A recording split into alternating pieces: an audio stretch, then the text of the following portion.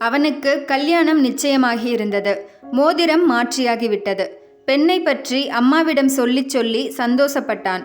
பொறுமையாக கேட்டு சிரித்தாள் தாய் திரேசம்மாள். மோனே, அவ அழகுலத்தான் நீ மயங்கி போயிட்டியாக்கும். ஆமாம், நீ அப்படியே கேளு. அழகு மட்டுமா, குணம் தங்கம்தான். எங்கள் ஆஃபீஸில் வேலை பார்க்குற யாருக்கிட்டையாச்சும் கேட்டினா தெரியும். உன்னை உட்கார வச்சு சோறு போடுவா.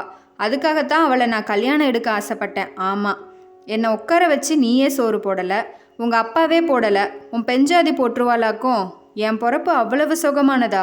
விரக்தியோடு மகனை பார்த்தாள். அவனுக்கு வேதனையாகவும் ஏமாற்றமாகவும் இருந்தது. அம்மா, நீ எப்பவும் இப்படியே பேசாத. நீ பட்ட கஷ்டத்தை எல்லாம் இனிமே மறந்துடணும். உன்னை உட்கார வச்சு சோறு போடாமல் நான் சம்பாரிச்சு என்னத்துக்கு? மோனே, நீ இப்படி சொல்லுற பாரு, இதே போதுமியா? சேசுக்கு மனம் பொறுத்தா நடந்துட்டு போகுது. சரி சரி, நீ ஆஃபீஸுக்கு கிளம்பல?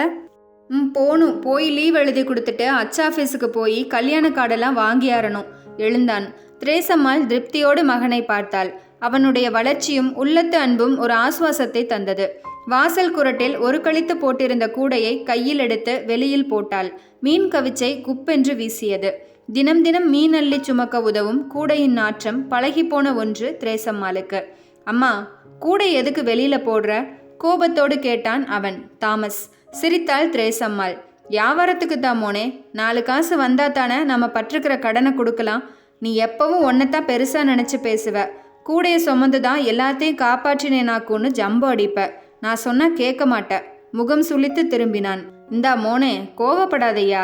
கூடையை தலையில் சுமந்துட்டு அதை சுமக்காமல் இருந்தால் தலை வலிக்குது. நீ முடிவாக சொல்லிட்டா நான் இன்னிக்கூட வியாபாரத்துக்கு போவாம வேணா நின்றுக்கிறேன். கூடையை இழுத்து குரட்டில் போட்டாள். இங்கன போடாத, கொண்டு போய் கொல்லையில் போடு.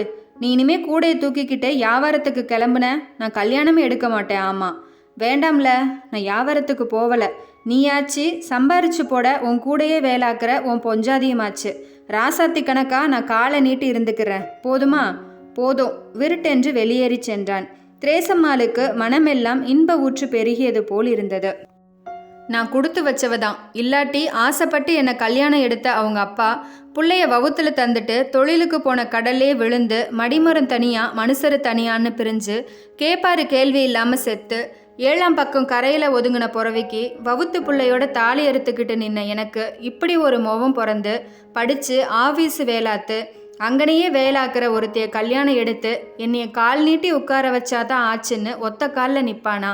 சேசுவே, அந்தோணியாரே, மாதாவே, என் மோன கால் கை சுகத்தோட காத்து தாருமியா. மனதிற்குள் பேசிக்கொண்டு நெற்றியிலும் தோள்பட்டைகளை ஒட்டி நெஞ்சிலும் சிலுவையிட்டு கொண்டாள். அத்தை, கூப்பிட்டியலாமே, மச்சான் சொன்னாவ. அடுத்த வீட்டு மேரி வந்து நின்றாள். ஆறு, நானா கூப்பிட்டேனா? இல்லையே. எதுக்கு கூப்பிட்டேன்னா, நீங்கள் வியாபாரத்துக்கு போகலையா? உங்கள் வழமை ஊருக்கு என்னை வியாபாரத்துக்கு போக சொன்னாவ. மீன்குடியை விற்கணும்னாவலே. உடனேயா? அவனை எங்கே? ஆஃபீஸுக்கு போயிட்டுறானா நிற்கானா? வெளியே தேடும் பொழுது அவன் வந்து கொண்டிருந்தான். ஏல தாமஸு, என்னலாம் சொன்ன இவகிட்ட? அவகிட்ட மீன்குடையை கொடுத்துரு. நீ மீன் கொண்டு போகிற இடத்த அவளுக்கு விட்டுடு. நிந்த 60 ரூபா தந்துடுவா. அதுக்குள்ளே நிந்தங்கிந்தமெல்லாம் பேசிப்புட்டியா? மோனே, இது என்னலாம் அவசரம்? நான் கல்யாணம் எடுக்கணுமா வேண்டாமா? உன்கிட்ட பேச முடியாது. லே, சொன்னா கேளு. ஒரு 10-15 நாள் கழித்து இவகிட்டையே கூடையையும் வளமை வியாபாரத்தையும் ஒப்பு கொடுத்துட்றேன். அது வரையும் பொறு. எதுக்கு? நம் வீட்டில் நல்லப்பமா ஒரு நல்ல காரியம் நடக்க போகும்போது காலங்காலமாக நமக்கு கஞ்சி ஊற்றின தொழிலை கையடிக்கப்படாது. மோனே, பொறு. உனக்கு கல்யாணம் எடுத்த 5ஆம் பக்கம் நம்ம மேரியை கூப்பிட்டு நானே ஒப்பு கொடுக்குறேன். போதுமா? அது வரைக்கும் வியாபாரத்துக்கு போகத்தான் போறியா? இல்லை, கூடையை தூக்கி வளவில் வச்சிடுறேன். கூடையை வாயில் குரட்டிலிருந்து தூக்கி கொண்டு கொல்லைப்புறம் போனாள். மேரி, நீ போ. கல்யாணம் கழிஞ்சு 60 ரூபாயை கொண்டா. நான் கூடையை தூக்கி தாரேன். அம்மையிட ரூட்டை உன்கிட்ட கையடிக்கிறேன். என்ன? சரி. மேரி ஏமாற்றத்தோடு நகர்ந்தாள். வழக்கமாக ஒவ்வொரு பகுதிகளை பிரித்து கொண்டு சில பெண்கள் திரேசம்மாவை போன்று மீன் சுமந்து வியாபாரம் பார்ப்பார்கள். அந்த பகுதிக்கு மாற்று ஆள் போக வேண்டுமானால் இந்த நிந்தம் கொடுத்தாக வேண்டும். குறைந்த நிந்தத்தில் நல்ல வியாபார பகுதி கிடைக்கவிருந்தது. சற்று எட்டி போவதால் திரேசம்மாவை மனதிற்குள் திட்டிக் கொண்டாள் மேரி. தாமஸ் அலுவலகம் போய்விட்டான். வியாபாரத்திற்கு போகாமல் தனியே இருக்கும் பொழுது கடந்து போன கசப்புகள் மனதில் வந்து கரைந்தன. அவளின் இனிமையான இளமை காலங்கள், கனவுகள், இடையே வந்து சேர்ந்த காதல் உறவுகள், குடும்பத்துறவுகள், கண்டனங்களுக்கிடையே காதலித்தவனை கட்டிக்கொண்டு மகிழ்ச்சியும் 6 மாத காலத்திற்குள் அருந்து போய் அவன் கட்டிய தாலியை அறுத்து வைத்துவிட்டு வயிற்றில் உதைக்கும் பிஞ்சு கால்களின் நம்பிக்கையில் தன் கால் தேய மீன் கூடை தலையை அழுத்த நடந்து நடந்து, அடே அப்பா, இத்தனை ஆண்டுகளுக்கு பின் நடை ஓய்ந்து இப்படி ஒரு ஆசுவாசமா? சேசுவே, என் மோனை காப்பாத்தணும், வாய்விட்டு பிரார்த்தித்தாள்.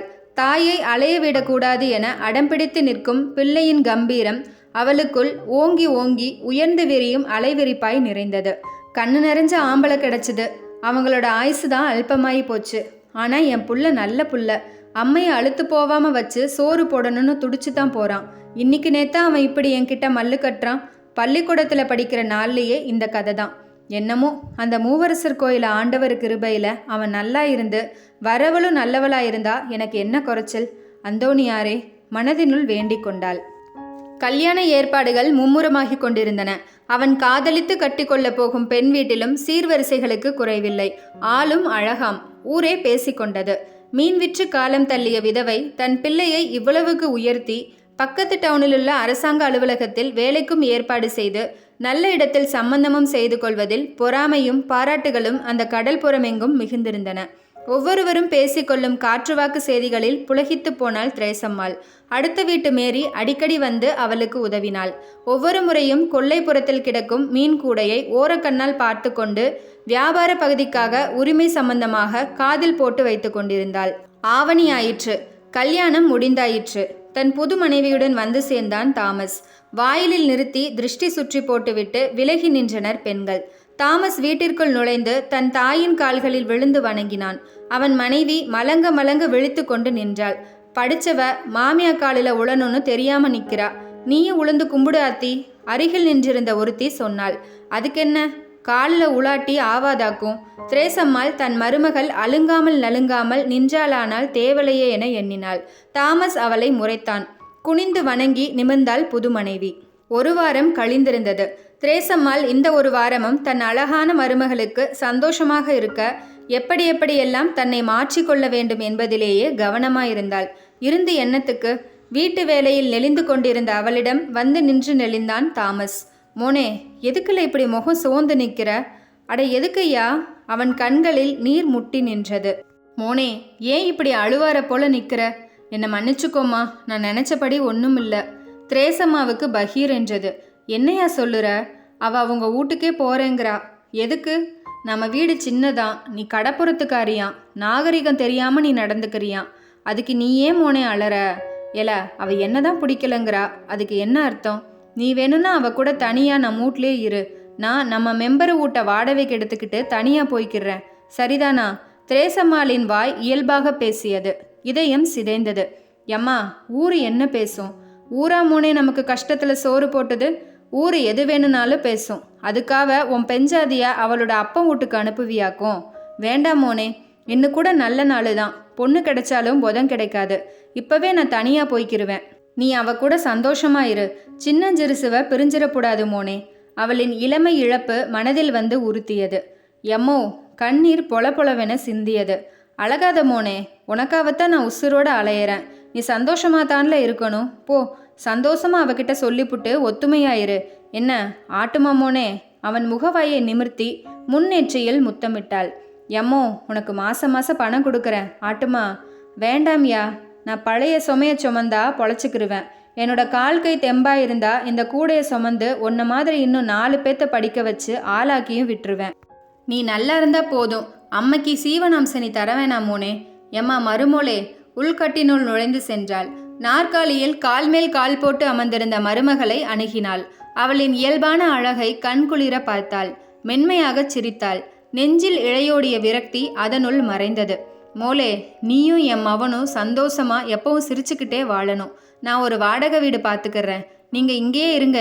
என்ன கோவச்சுக்கிட்டு வீட்டுக்கு போயிடாதா, ஆட்டுமா?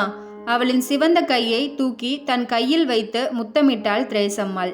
முத்தமிட்டவளிடமிருந்து தன் கையை வெடுக்கென உதறினாள் மருமகள். வாயிலில் நிழலாடியது.